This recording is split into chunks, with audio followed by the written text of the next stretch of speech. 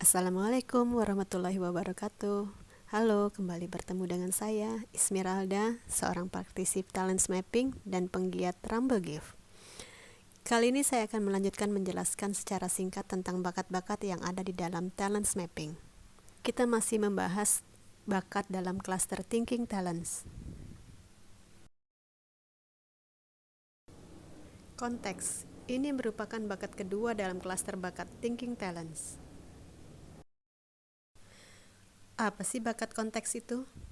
Orang dengan bakat konteks adalah seorang pribadi yang senang memikirkan tentang masa lalu.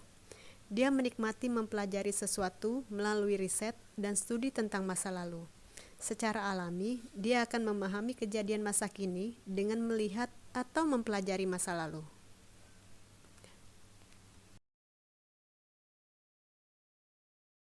Seperti apa sih ciri-ciri seseorang dengan bakat konteks ini? Dia adalah pribadi yang suka akan sejarah, masa lalu, atau latar belakang dari segala sesuatu.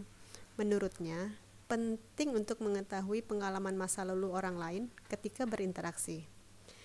Dia melihat bahwa masa lalu dan masa kini merupakan suatu blueprint atau cetak biru dari suatu hubungan sebab akibat. Apa yang terjadi di masa lalu merupakan pegangan untuk bisa memahami apa yang terjadi saat ini.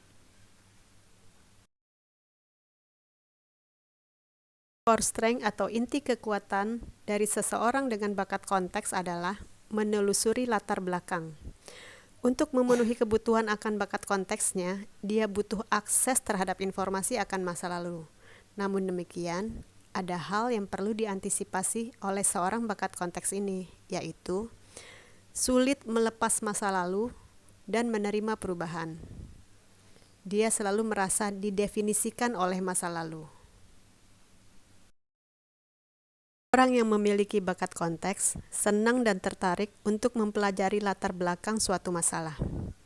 Tapi, orang tanpa bakat konteks pun punya dorongan untuk belajar sejarah.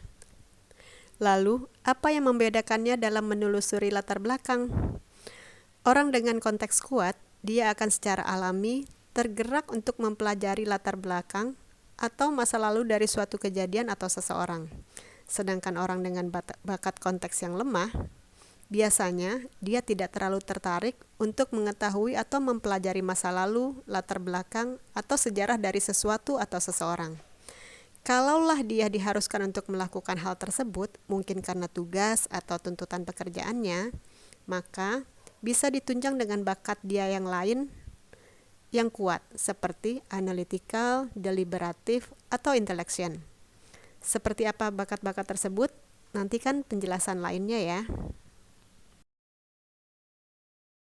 Dengan mengetahui gambaran tentang bakat konteks ini, maka kita bisa memperkirakan potensi kekuatan yang ada pada diri seorang konteks.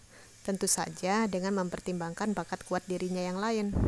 Sebagai contoh, seseorang yang memiliki bakat konteks ditambah dengan bakat empati, individualization, dan ditambah bakat restoratif, maka potensi kekuatan yang dihasilkan adalah caretaker, yaitu mampu menggali masa lalu seseorang yang menjadi sumber permasalahan psikologis untuk kemudian menemukan solusi penanganannya.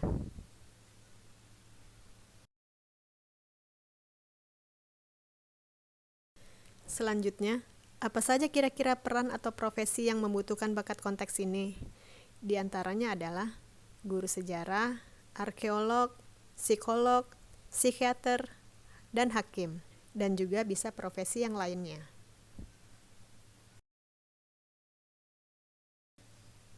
Demikian penjelasan singkat tentang bakat konteks.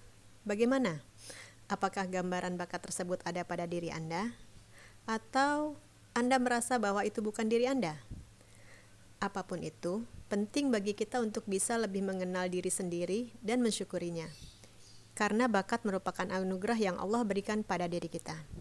Yang terpenting adalah kita perlu fokus pada kekuatan dan siasati keterbatasan. Terima kasih sudah menyimak penjelasan bakat ini. Sampai jumpa pada penjelasan bakat selanjutnya. Thank you for listening.